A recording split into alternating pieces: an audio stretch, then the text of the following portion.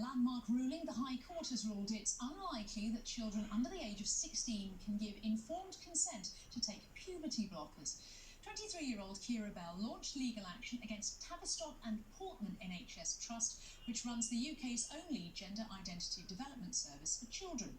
Bell claimed doctors hadn't conducted a proper psychiatric assessment on her before providing her with puberty blockers while transitioning from female to male aged 16.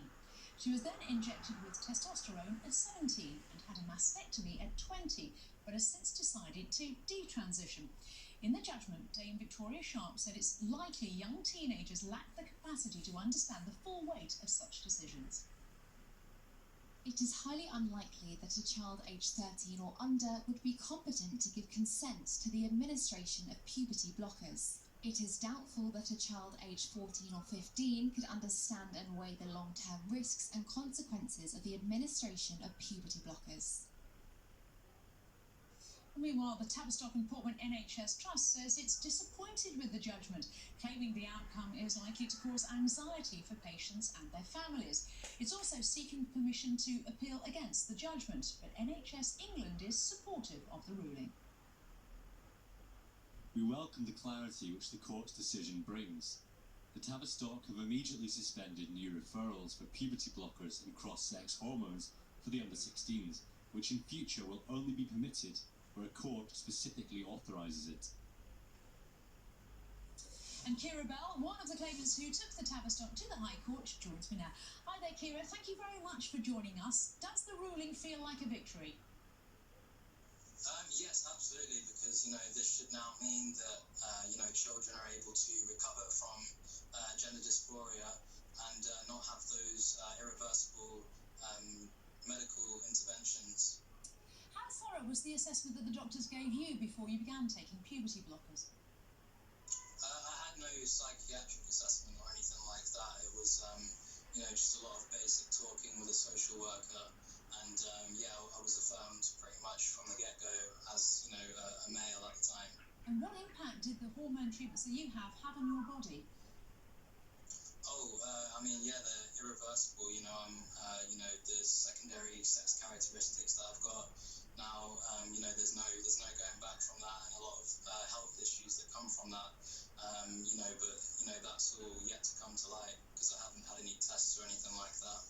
Wow, how much difference does age make in making decisions like this, do you think?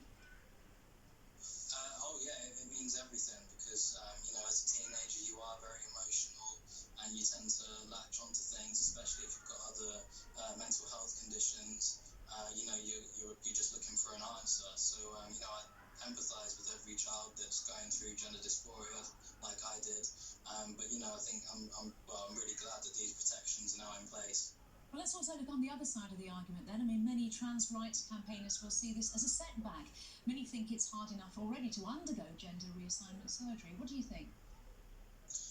I think that the high numbers in referrals to the gender identity clinics needs to be investigated because, I don't see how it's possible that so many people are suddenly born in the wrong body. I think there needs to be some serious investigation into why the referral rates are so high and why these people aren't getting access to help, in particular mental health help. Yeah.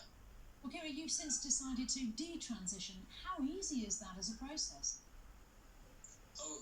It's very difficult in the sense that, we're all guinea pigs in this, so none of us have any idea of, how it's going to affect our bodies, on a medical sense. But also, it's difficult to admit that you've gone down the wrong path and, now that, a decision that you made as a teenager is going to affect you for the rest of your adult life. Kira, taking all of those things into account and what you've said, what has been the impact on your mental health?